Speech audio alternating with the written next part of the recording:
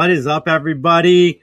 Is season 7 of Matlock this episode better than some of the other ones we've seen? You'll find out very, very soon. John, how are you doing today?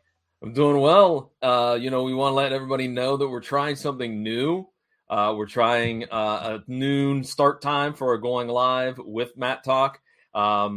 Just because we've noticed that the numbers have been dipping a little bit. There's been some snafus, technology-wise and whatnot. So we're hoping that maybe by changing it to noon, maybe we'll have a better viewership, and maybe there will be less technical problems, hopefully.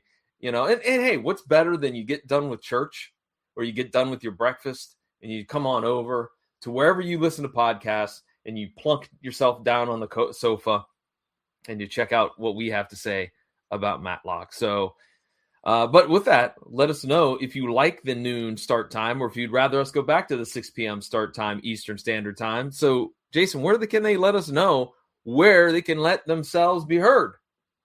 Well, John, they can email us at benmattalk@gmail.com. That's right. And you can also find us on Facebook at Mattalk Podcast. But things good with you? Dude, they are good. Yeah, man, it's been a busy few months as far as like the world of Three Geeks podcasting goes, but it's been good. Very good. Excellent. Cool. Well, things over here with the PVD cast are likewise going swimmingly. Had a bumper crop of new individuals that I met at Space a couple weeks ago. So they're going to be showing up here in a couple of months in the rotation, if you will.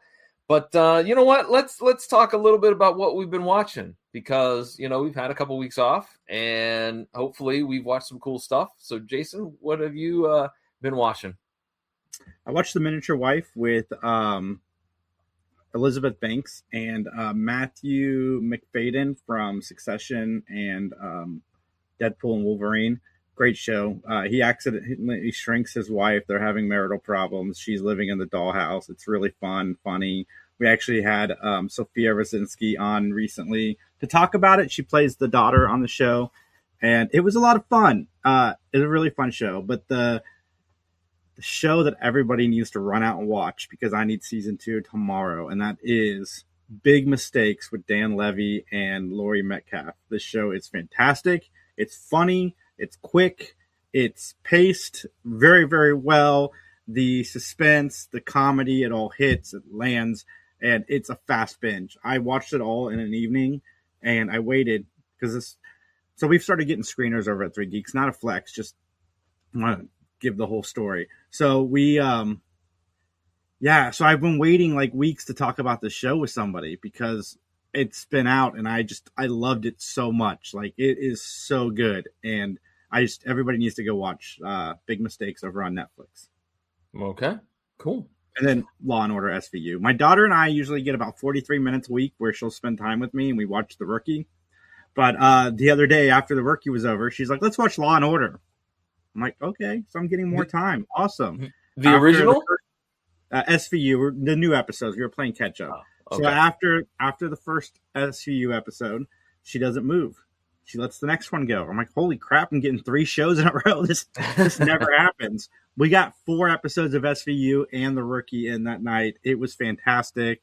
And SVU is pretty good this season. If you guys aren't watching that, I mean, you guys know what SVU is about. I don't need to sit here and sell you on it. If it's your thing, go check it out because it's been hitting.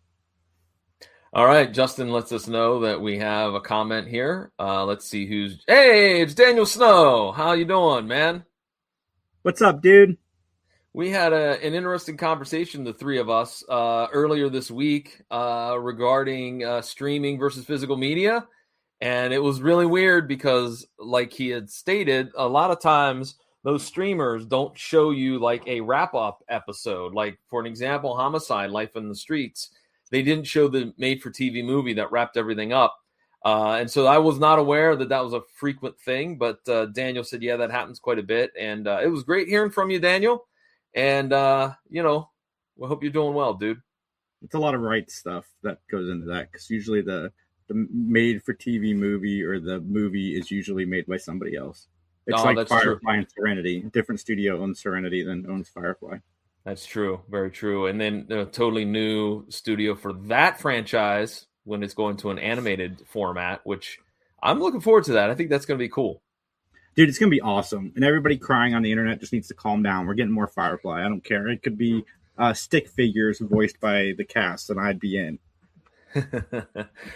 All right. Well, I'll share. I've watched two things over the last 2 weeks. One of which I don't think we've ever discussed. We've never discussed a comedy special, but I watched Taylor Tomlinson's newest comedy special on Netflix, and I believe it's called Prodigal Daughter.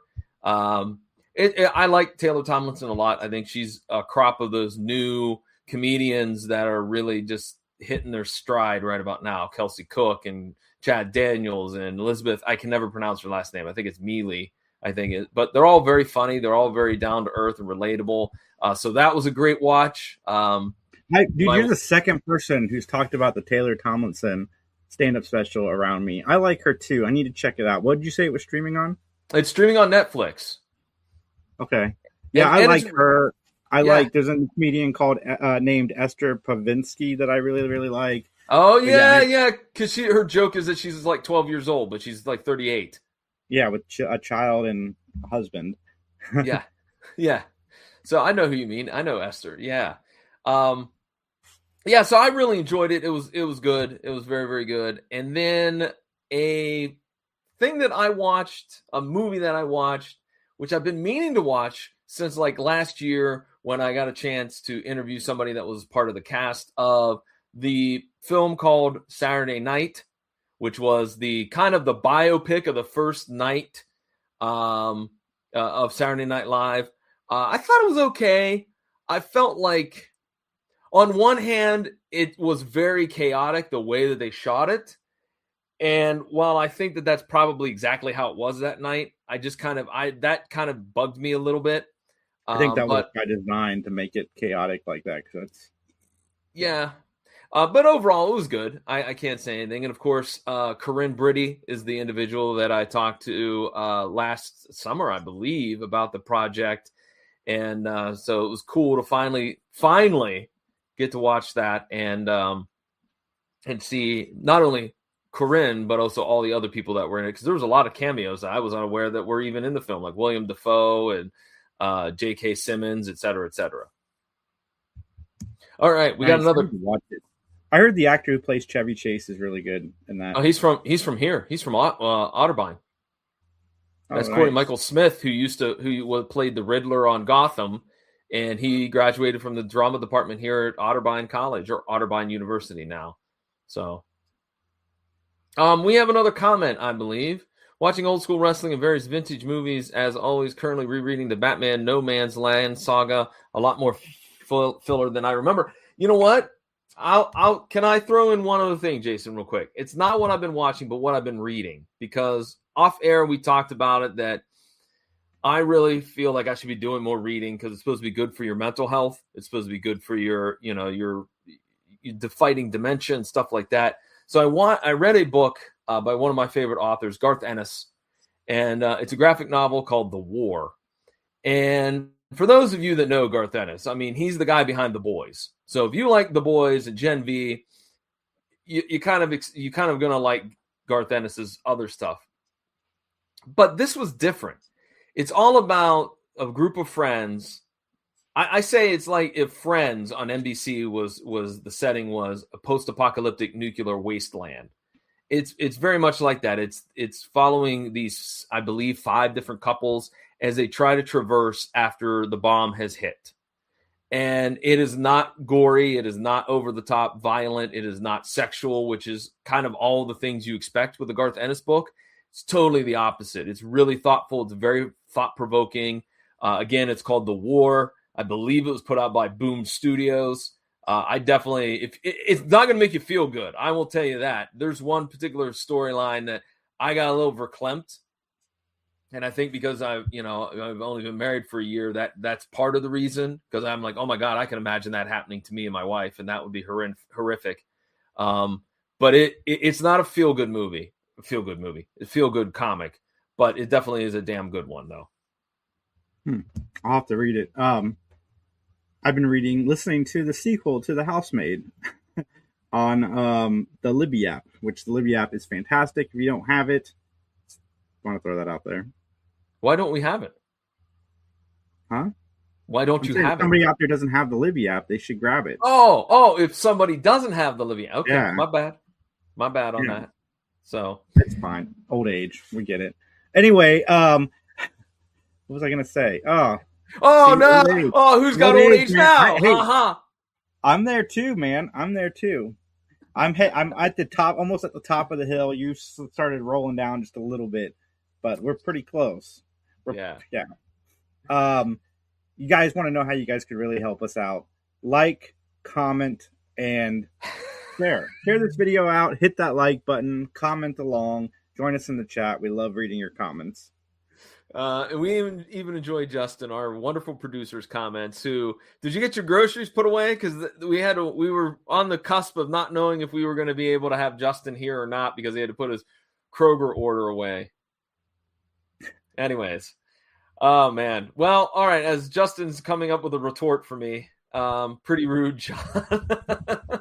Pretty Rude John sounds like a rapper from the 90s. Anyways, nice. Let's not waste any more time. We know what we got to do here. We got ourselves a double edition, a two-parter, so to speak, of Matlock. So what do you say we get into our opening statements? The episode that we're going to be highlighting is The Final Affair. It is a two-parter, according to IMDb, and of course from the DVD set itself. The original air date was April 29th, 1993. What were you doing in April of 93, Jason? I would have been 11. Probably playing Lethal Weapon with Max in one of our front yards. Okay. All right. If Good you deal. Can guess which one of us was which cop, then bonus points. But real quickly, it's a switcheroo, so you might want to think that over real quick before you select. But anyways, we do have a few guest stars to talk about. Our first one is a gentleman by the name of Jeff Allen.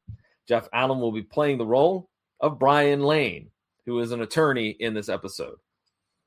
You may also know him as Lieutenant Fox in Remo Williams' The Adventure Begins. You may know him as assistant attorney and Mark McClellan on NYPD Blue. He played the role of Chad in the Jim Belushi movie K-9.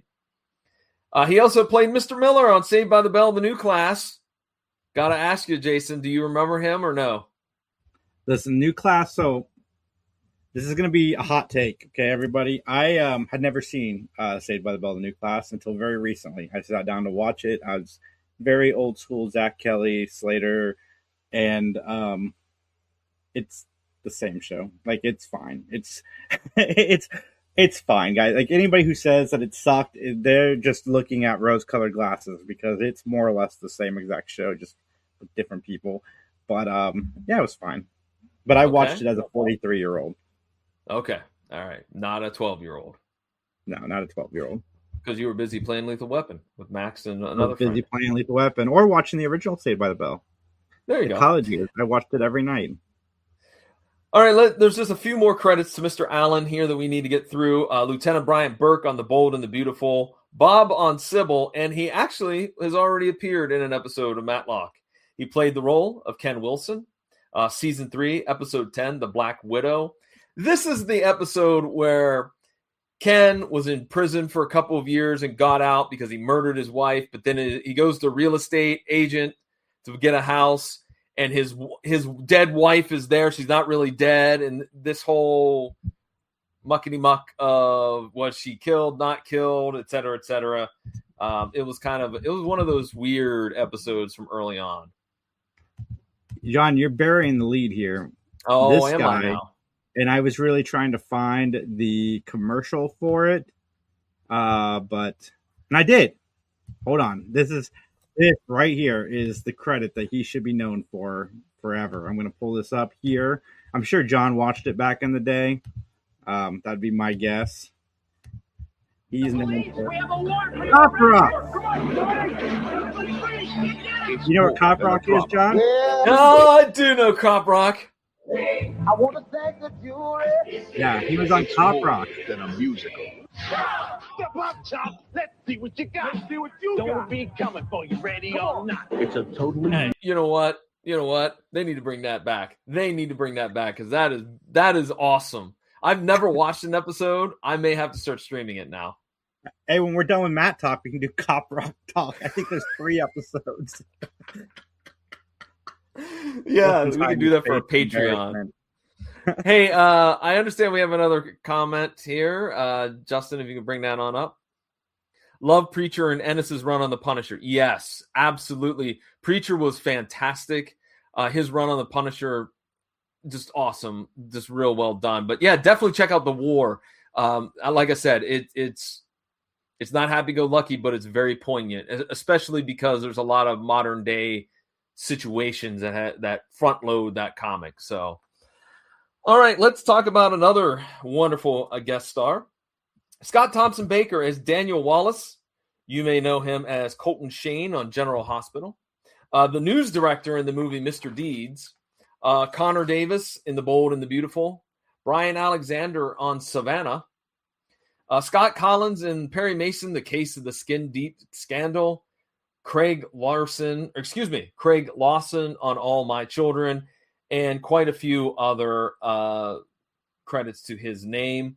Unfortunately, no hat trick. He didn't get on an episode of Murder, She Wrote. No, but I mean, yeah. He was on an episode of Angel as actor. Yeah, I saw that. I'm like, as an actor. Huh. You know, when we scroll down and we see their IMDb stops at like 2009, I always have to scroll back up and make sure that they're still with us. Well, is Mr. Baker still with us? He is still with us. Okay. All right. And now for our last guest star, John Sharon will play the role of Peter Eastland. You may know him as Lieutenant Finn on Hunter. Evan Sanderson on The Young and the Restless. Roger Forbes on Loving. He also played Sheriff Mitchell Dowd on Burt Maverick.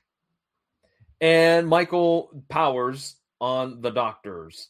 And he also, though, has another appearance here on Matlock. He played Jason Edmonds in Season 4, Episode 8 of The Con Man. This is the one that had David Burney in it. And he was the smooth, suave con man that got convicted or got brought up on charges of murder. And it was the one where Michelle Thomas fell hard for him, if you recall that one. I do recall that one, John. You're missing one very important guest star, Rebecca Bush. She was in an episode of Frasier, Murder, She Wrote, 4 episodes of Jake and the Fat Man, and also she played Florence Henderson in Growing Up Brady. Okay. All right. Rebecca Bush, of course, if I remember correctly, she plays Mrs. Wallace, if I'm not mistaken, correct? Yeah, the very snaky Mrs. Wallace. She was also Denise in Full House. Now, hold on to your opinion about this episode for later. So I said her. I was talking about her. Oh, okay. All right. Well, with that, then, Jason, I got to ask you an important question that I ask you every single time that we do this little show, and that is, are you ready to give your opinion, solely your opinion, and only your opinion, so help you? I do, John. Then it's time to testify.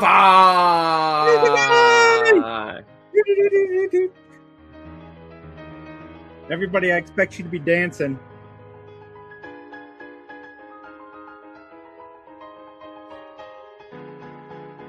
All right. The plot of this episode is that a lawyer is accused of killing his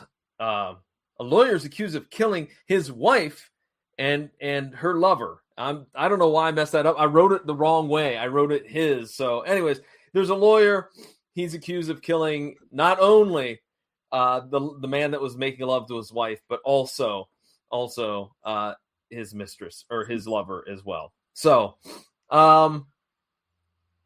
opening scene. We go to a college campus. There's a football team practicing. And we have Mr. Wallace. Let's see if I can remember his name. David, if I remember correctly. No, Daniel. I knew it was not that. It was Daniel. So Daniel's coaching some kids about football. Basically he held one of the kids back. I think his name was Reed. And he was like, hey, you got to do this and adjust this. And as he's doing that, the police show up. And the police arrest him for gambling on games. Okay, allow me a minute to take a hot take, if you will. Oh my, how times have changed. Nowadays, you can bet on literally almost everything, and it's A-okay on the up and up. Just that really kind of made me take a step back and go, holy cow, look how we have, progressed. I will use that term loosely. Anyways, Jason, what say you? Did that make you go, oh man, or was it just went on past? It just went on past. Really? Okay. So used to it, man. It's not like it's Pete Rose betting on his own team. That's right. But I mean, I just you think about it now, how you could bet on anything and college players get name, image, and likeness deals and all that jazz. I don't know. Well, Daniel ends up at the police station and Ben arrives and Daniel claims he's innocent, that the money that they found as proof of him gambling was planted in his car, but Daniel doesn't have any alibi.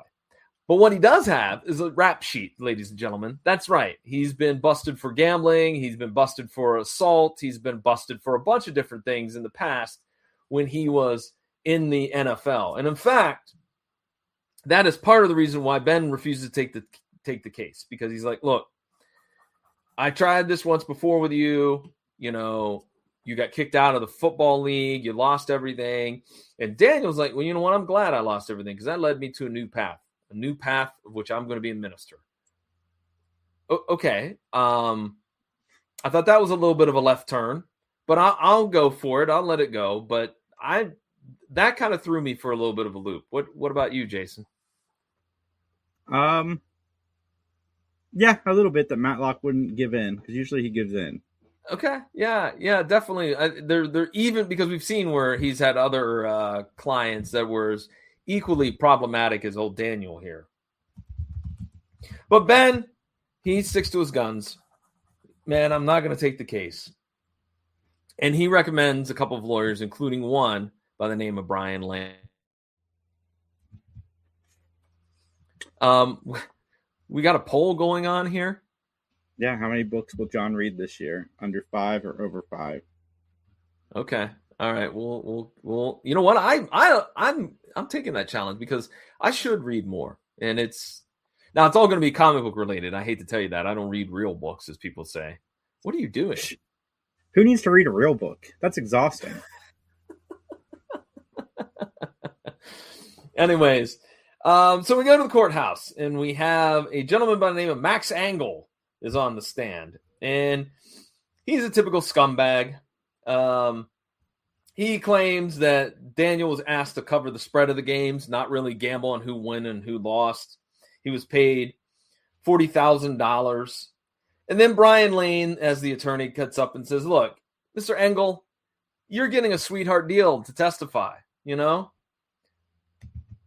So anyways, Reed, the football player, he testifies. And he testifies that Daniel may have been manipulating things because he said, hey, you could easily, there were times where we had games right in our hands, man.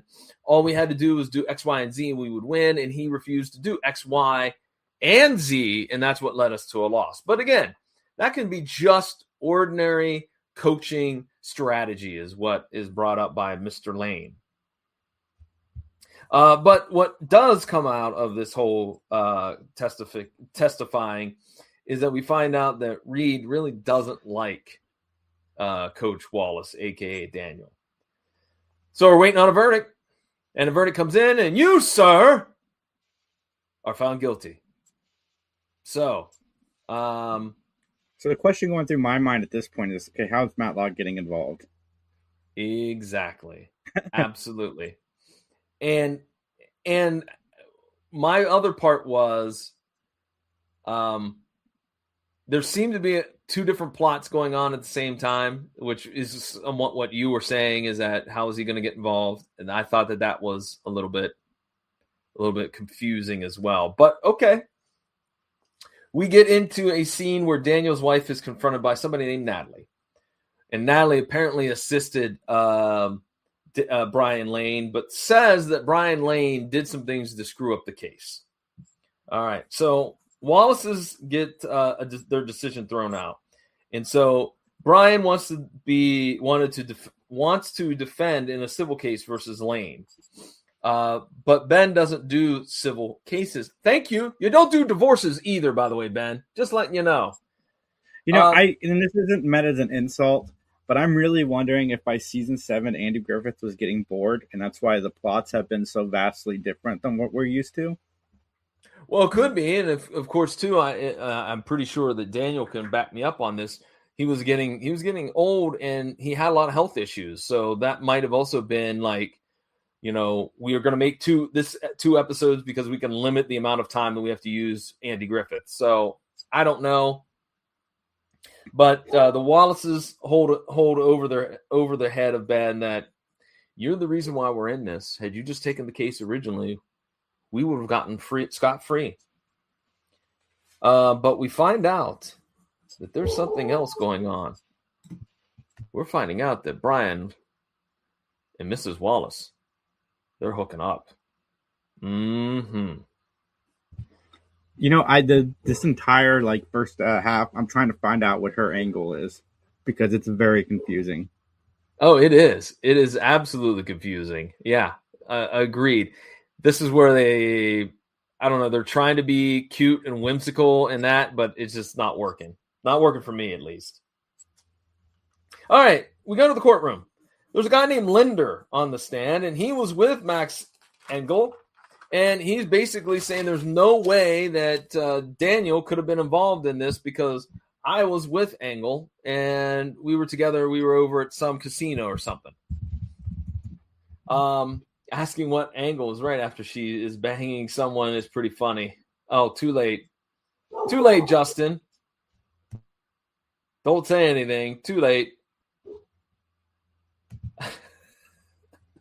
This is why I have trouble reading books. He gets distracted easily, folks.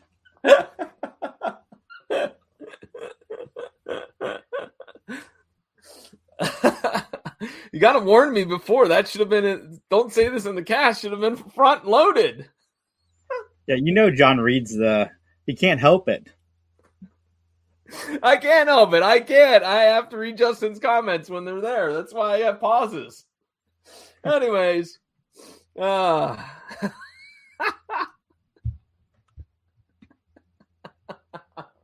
I'm sorry, folks. I'm very sorry.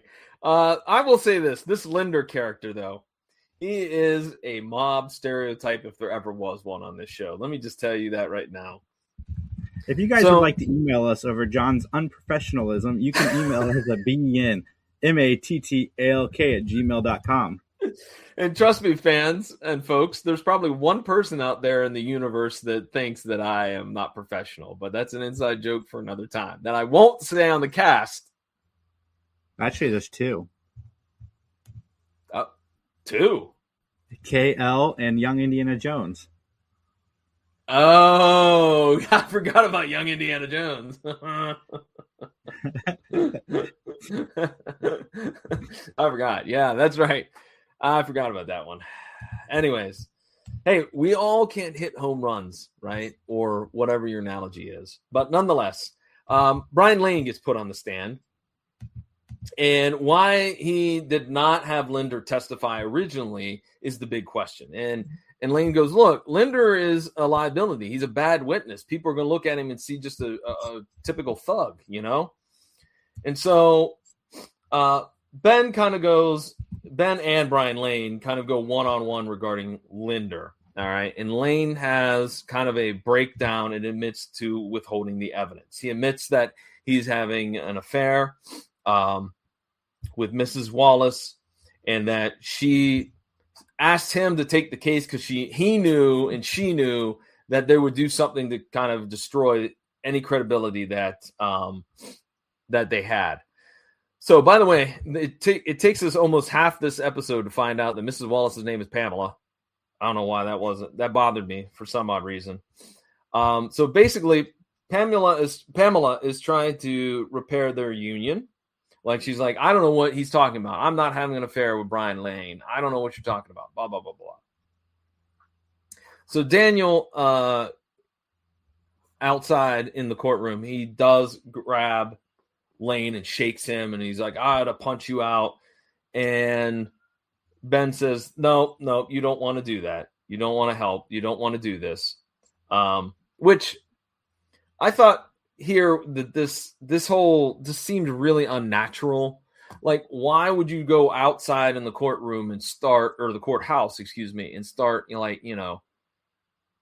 this kind of what essentially is a ruckus almost, if you will. Yeah, I don't know either. Have we talked about Leanne's side quest that she's on? Oh, we'll get to that here in just a minute. Okay. Yeah. I'm excited.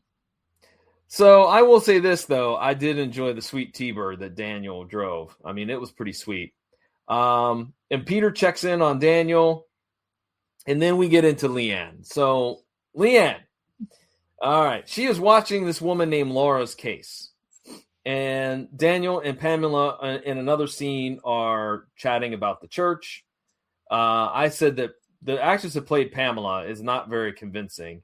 I don't know. She's just not really doing anything to really kind of she's not being vindictive or sneaky or snaky enough. You know what I mean? She's just kind of there. I don't really know what she's trying to do. Yeah. Like, I don't get her motives at all. Yeah, I don't either. I don't get it at all either. But we do have another comment from Dan. So let's go ahead and bring Daniel up here. Give John a break. He's worried about that big WrestleMania match of Jelly Roll versus Pat Patterson. Is that really happening? As far as I know, no. I think that is an inside joke because Pat McAfee is involved in the Cody Rhodes storyline, which I don't know why he is, because there's not been any feud between the two of them in recent years, but I'm not booking WWE apparently. So, yeah. And by the way, I will hang my hat on this and say for sure that of all the celebrities in the last couple of years that WWE's had in a match in WrestleMania, it's a tie between either Stephen Amell or Bad Bunny. They both were really, really good, and they both took the time to learn. So, anywho, so we are at a scene where Leanne has this homeless guy named Lenny at the house, and she's trying to help him. All right. She introduces him to Ben. Ben is very skeptical of him, as he should be. He claims the accusations against Lenny is that they claim that he is a peeping Tom. For those of you that don't know what that word means or that title means, it's basically you're just peeking in windows trying to catch somebody in their nakedness, if you will. So he just wanted to see the dog. That's right. He wanted to see her dog. Okay. So basically Leanne offers Lenny to stay at her house, which is the weird, like, it's bad enough that you don't lock doors in Atlanta. Now you're just going to invite strangers over to stay at your house.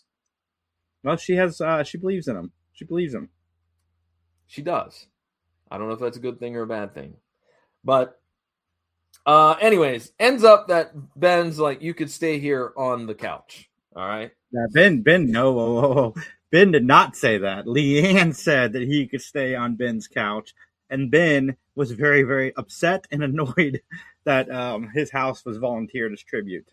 That's true. That's true. My apologies on that. She's like, yeah, that's a good couch in my dad's living room. You can just crash there. Yeah. All right. So then we see a scene of Max Engel doing business on a payphone. I was like, look at how times have changed as well. On a payphone, folks. A payphone. I love payphones. Hold on 1 second.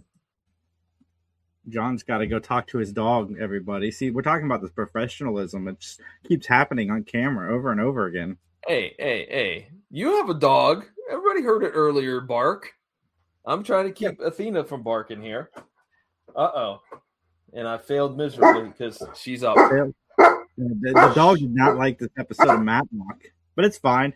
So, everybody, you guys can email us at benmattalk gmail.com. Go check out 3geekspodcast.com where you can get all of the latest everything that we are doing. Go to pvdcast.com and check out John.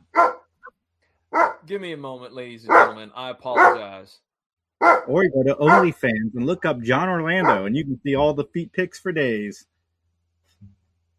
He's got like little red shirts for his feet and like little like toenail polish. Anyway, what's everybody watching? Let me know down in the comments below, please, and thank you. Yeah, who let the dogs out? John Better. Absolutely, John Better.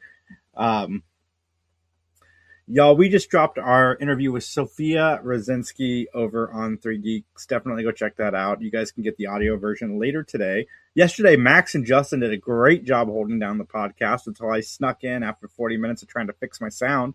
And they did a great job. They talked all of the stuff. The Artemis landing, Coachella, Lincoln. There's a lot of drama going on with LinkedIn. So, hey, it looks like Mr. Orlando is coming back. He's sitting down. He's got his headphones in, and he is ready to go. And like I said, painted toenails with John today on OnlyFans. Red paint. Well, first of all, number one, I have no idea what you said. I'll listen on the recap later. But not only was the dog barking, it has to go outside, but the cat is trapped in the bathroom. Somehow, I don't know what happened. The door got shut. She's been meowing for the last, 10 minutes. Sorry, folks. Sorry. What operation do you have going on at your house? What are you doing? What have you been saying about me behind my back?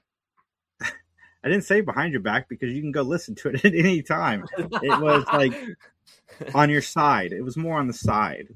Okay. All right. Well, anyways, let's get into this.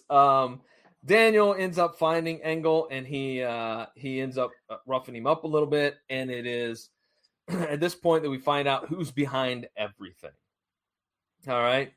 So Daniel shows up at Ben's, and he said Joe Thompson, who's supposedly a mob boss, is in charge of everything. I love how Ben, in a few episodes or a few scenes from now, will say, he doesn't sound like a Thompson. I mean, that was kind of a little bit harsh. I've got a question. Why did mob bosses like tracksuits so much? I don't know. That's a great question.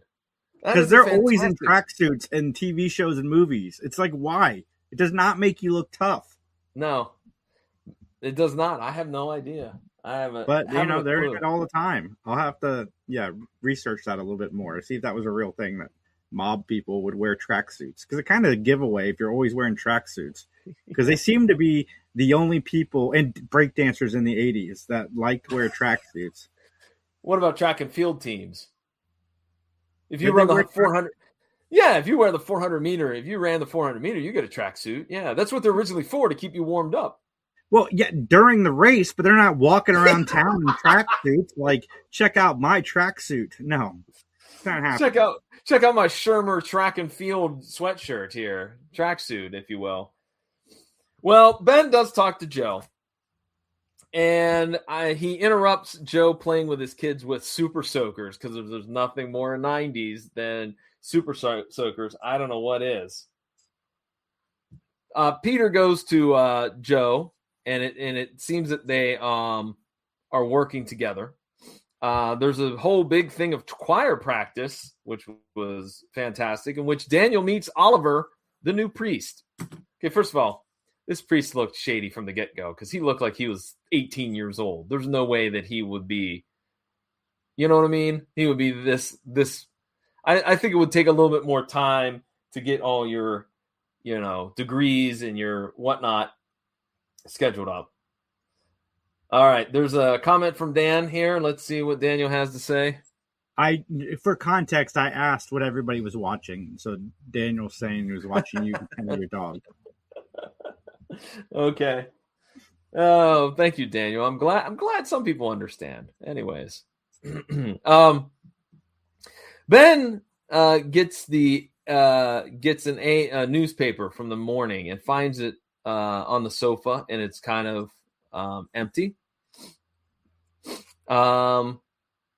Empty. Finds the sofa empty. Excuse me. Sorry, I get it. There's nobody like Lenny sleeping on the sofa. So Lenny makes breakfast and is very good at cooking. And so you might see Ben change his tune a little bit about having him around. Mm-hmm. He loves his Daniel- cooking, man. I want that quiche or whatever it is he made. That looked good. Yeah. Daniel tells Ben that the new priest he feels is connected to Joe Thornton. All right. So Ben leaves, and Daniel starts to run the stairs in the stadium because they met at a stadium. And what do you know? He hears a noise, he being Ben, and the predictable thing happens in which somehow at the bottom of the steps, the concrete steps, is Daniel, dead as a doorknob. Well, at least something happened to Daniel, because I will say this, it was getting a little bit boring with all these meetings and whatnot. What say you? Yeah, we finally got some death. 2 episodes in a row, nobody dying, but they answered our prayers, everybody, and we've got a guy falling off the stairs. Or did he? Was he pushed? Did he fall? We don't know yet. Yeah, but I thought that was really predictable. Cops talked to Ben about... What? I said, oh, John, beggars can't be choosers. We wanted death last week, and we got it. So the cops talked to Ben about his meeting with Daniel. And then Ben is at Daniel's funeral. And it's when Brian Lane erupts. And he just interrupts the whole thing. And he's like, I love Pamela. I don't know. She wouldn't do this. You are saying that she did this. No. And Ben throws Brian Lane out of the church. Now, I find it's hard to believe that Ben had the strength or the no wherewithal to throw Brian Lane. Brian Lane was in good shape in like 30 yards. You get what I mean? Mm-hmm. So, Pam's picked up on limo. Joe and Pam talk about Daniel's death, and Pam basically is like, look, I held up my end of the bargain. I got Brian Lane involved in this, and he looks guilty as all get out. I want $1 million the next day. That's my payment. That's what I want. And Joe's like, okay, I'll have it. So, anyways, Leanne and Ben, they discuss the case, all right, over dinner made by Mr. Lenny. And in fact, it's supposedly a very good dinner as well. And so then we see a scene where Oliver, the new priest, shows up at the Wallace home, and Pamela thinks that he's there to deliver the money, but he doesn't know what she's talking about. Okay, I have to say this, ladies and gentlemen. I couldn't say it. I mean, I can't overlook it. There's a scene where Pam goes out and gets to the newspaper. She bends over. And let me just tell you right now, Mix-a-Lot would praise that rump. You know what? Hold on. Sorry, everybody. I missed something very important. So before Leanne got involved with the Peeping Tom, she met with his original lawyer. And this woman looked like a box leaving the courtroom with a head and arms. Oh, the shoulder pads were wild. Yeah. I took of my TV as I'm watching this. But dude, I've never seen such a boxed in woman in my life. Like that. Is that really what women had to wear in the 80s, 90s? I feel so bad. This was fashion. In quotation marks, fashion. Yeah, I mean, nobody should ever look like a rectangle. Sorry, all right. Go back to where we were, John. All right. Pam is waiting around the house for the money. You know, they show like she changed clothes. She's reading a book. She's drinking tea. And the killer just walks in because, again, in Atlanta, we have nothing but unlocked doors all around. And lo and behold, Pamela is stabbed to death. So then we cut to a scene where Brian Lane is reading the newspaper about Pamela when the cops show up with a warrant. Double death, guys. This is making up for last week's lack of death, or 2 weeks, whenever we did the show last. Yeah. The cops are like, you have a missing knife. And what do you know? They found that missing knife in his car. So Ben is on the phone with Brian. And he, again, refuses to take Brian's case because he's like, no, but as he's finishing that conversation, lo and behold, Leanne brings Lenny down. And look at how spiffy he looks, man. He looks super spiffy. Yeah, man. She's giving him the whole Queer Eye makeover. It's fantastic. There you go. Yeah. Leanne wants to know why Ben wouldn't take the Lane case, and he's like, I just don't want to be involved in this, et cetera, et cetera. But Ben does cave a little bit, and he goes and interviews the new priest, Oliver. And they both talk about the Lane case. They talk about the fact that a cross was found at the Wallace home. Oliver was there. He was saying he was praying with Mrs. Wallace, and he took his cross off to pray, and it probably just fell, and he forgot it, et cetera, et cetera. But there were kids playing some football, and they are going to become kind of the alibi for Oliver, despite the fact that it's well known that Oliver is best friends and grew up with Joe Thompson. So Ben and Conrad McMasters are going to set up a little sting operation, if you will, where Oliver and Peter are going to go to a restaurant to meet with Joe. And of course, Conrad is there to oversee what they were doing. And it appears that once those pictures are developed, that Conrad and Ben, they talk a little bit about the pics of Joe, Peter, and Oliver. And so, once again, going undercover is the man, the myth, the legend himself, Conrad McMasters, where he goes and joins the choir and joins the church. Now, first of all, let's stop right here because we need to talk about this, the return of Conrad McMasters. What did you think about Conrad's return? I'm glad to see him. And Billy has disappeared. Not Billy. What's the character? Dan Roebuck's character who just started working for Ben Cliff. at the beginning of the season. Cliff. Cliff. He's been in 2 episodes, and he started working like he's the worst employee ever. Well, anyways,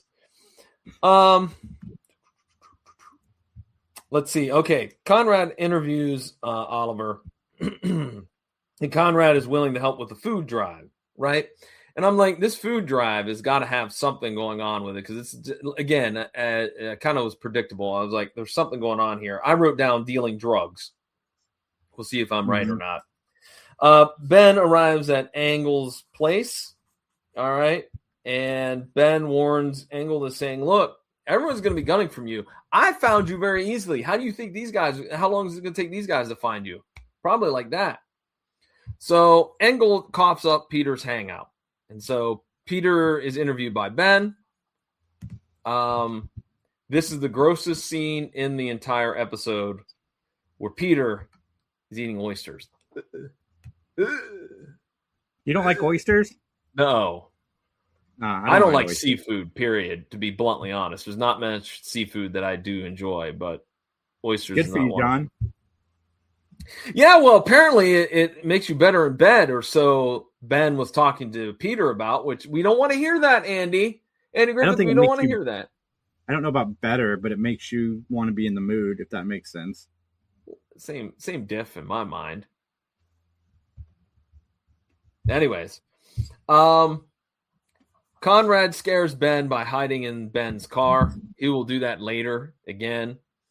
So basically, we find out that Peter's in charge of the Archbishop's trip, and there's a possible assassination. All right. So they meet the Archbishop at police headquarters. The Archbishop demands to still do his service, and the Archbishop is sermonizing while the cops are in the church on the day of his visit. You would think that the Archbishop maybe has had a run-in with a radical individual in his tenure. You would think that, right? Mm-hmm. But he seems real nonchalant. Oh, it's not going to happen. It's not going to happen. Dude, read the newspaper. It happens in the world all the time. So, anywho. So, at the end of the service, everybody leaves. All right? Everybody leaves.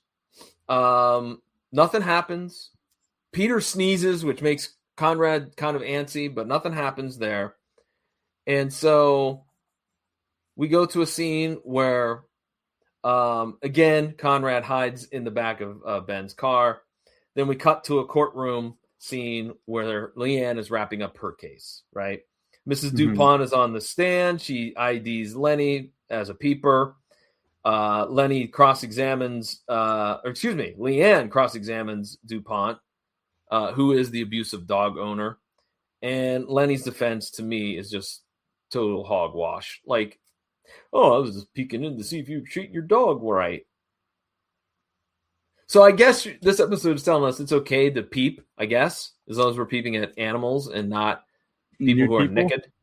Huh? Yeah. Yeah, I mean, that's fine. You're making sure the animal's not abused. That makes sense.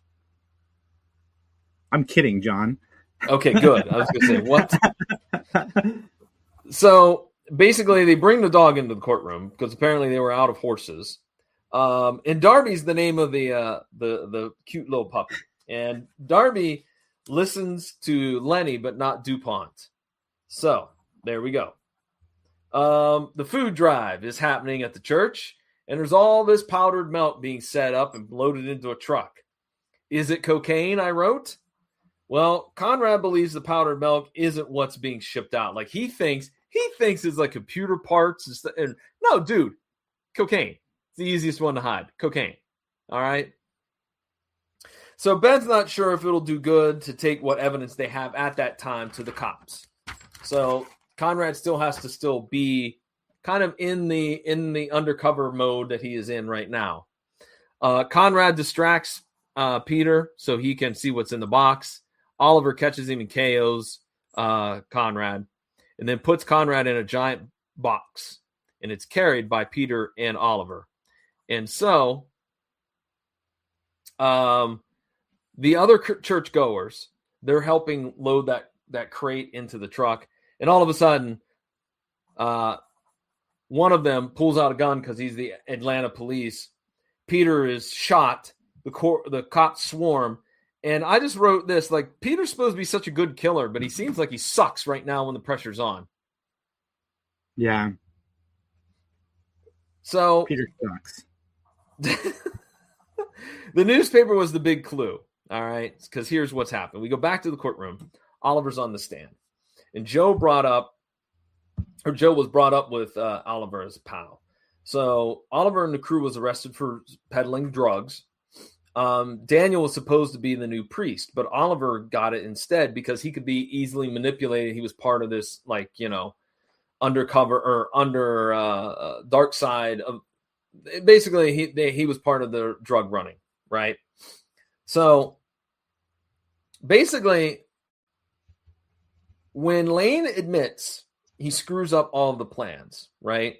So the cross was laying on top of the newspaper, which wouldn't have been there because apparently the timing of when the newspaper arrives is the clincher. All right. It arrived later than it was supposed to after Oliver had been there. So then the cross is on top of it, where if it had been earlier, the cross would have probably not been on the newspaper because it would have gotten knocked off somehow.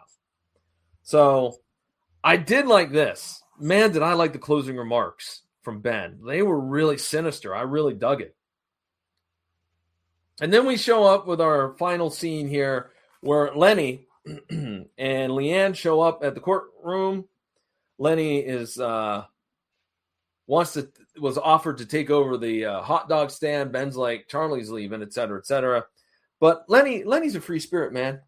He's just going to go and see wherever things take him. And for now, he's going to work as a veterinarian assistant. That's what he's going to do. Man, he's just a wanderer, man. That's all he is. And that, ladies and gentlemen, that's right. And that, ladies and gentlemen, after Leanne and Ben leave to go get hot dogs, ends our story of the final affair. Well, the Walls get to spend eternity with each other because they're both dead. Yes. So, Jason, I think it's about time for us to get into it. Well, let's not waste any time. Let's not delay. Let's get right into our closing statements. Ladies and gentlemen, this is the longest episode of Mattalk ever. Going into this, we were going to rate this show on a gavel system. 1 gavel means 5 gavels means we loved it, and negative 20 gavels means John is going to go into hot dog vendoring. John, what do you give this episode? First of all, I've already sent my number over to Justin earlier today. Did you send yours over? Hold on. Don't do anything yet. I'm on it. Hold on. I'm going to text it to him. John, tell everybody about the PVD cast real quick. Well, I'll tell you about the PVD Cast. PVD Cast is my own personal podcasting project in which... No, stop it with this Feet Finder stuff. I sent it to him now. Okay. Go ahead. Well, no, I'm going to give you what I think. All right. I'm giving it a 2. The positives, I'm glad to see Conrad's back. I really like the closing statements from Ben. But there's so many negatives. Like, this plot was so cluttered. It could have been 2 episodes. I don't buy that the priest was in cahoots with these other guys to run drugs. Some of the characters were 2 episodes. Excuse me? I said it was 2 episodes. Oh, it could have been no. What I meant by it could have been 1 episode could have been on Leanne's, because I think there was something there that they really could have done with. And then the other one would have been the one with Oliver and Daniel and that. That's what I meant. Excuse me. They should have been separate. I should have wrote that down.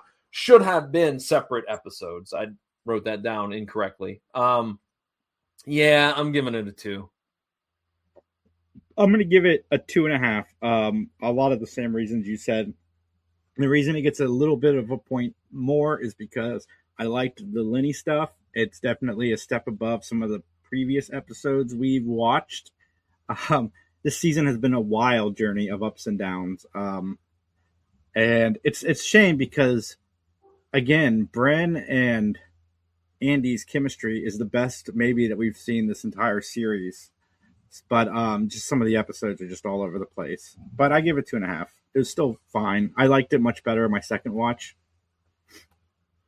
Yeah, I like with you. I think the Lenny storyline had a lot of potential that they could have really done something with it, because we see that when they had the Randy Travis episode. So I mean, it wouldn't be out of the realm to go a little bit deeper and have a deeper episode about that. But yeah, overall, not very good. But Daniel has a couple of questions real quick and comments, so let's get those up here. 4.5 stars. Would have gotten 5 had it not been for all the sexual content, and it wasn't in the Tokyo Egg Dome. 2 thumbs up for that.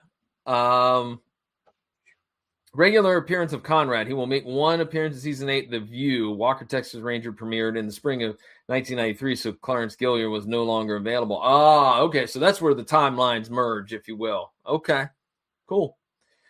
All right, Jason, I started talking about the PVD Cast. I'm going to finish that real quick. So, again, PVD Cast is my own personal podcasting project. Drop episodes on Thursdays. The current episode right now that's going on is my adventure to space, the Small Press and Alternative Comics Expo that was here a couple of weeks ago in Columbus. Met some new folks, took some of their short interviews and put it together in a great in a great episode. So once again, there is no Tubi coupon code, by the way, but I'm working on them to sponsor the studio, so it could be live from the Tubi studio. It's the PVD Cast. Anyways, with that, Jason, what's going on with the 3 Geeks podcast?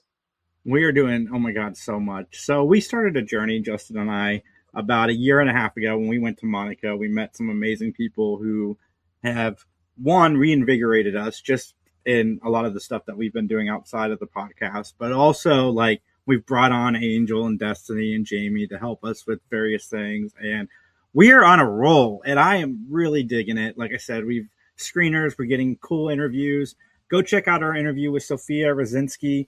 This week we are interviewing Felicia Day and Doug Jones, and I cannot wait. Both of those interviews are going to be pushed out quickly, so be on the lookout for all of that. Because I am very excited to talk to Felicia Day. I thought me and Justin had missed it last week because we both got pulled into work meetings, but I think we're getting a second shot this week. So fingers crossed. Cool. All right then, man. Let's get on out of here, shall we? We shall, John. And as they say in court, nothing further.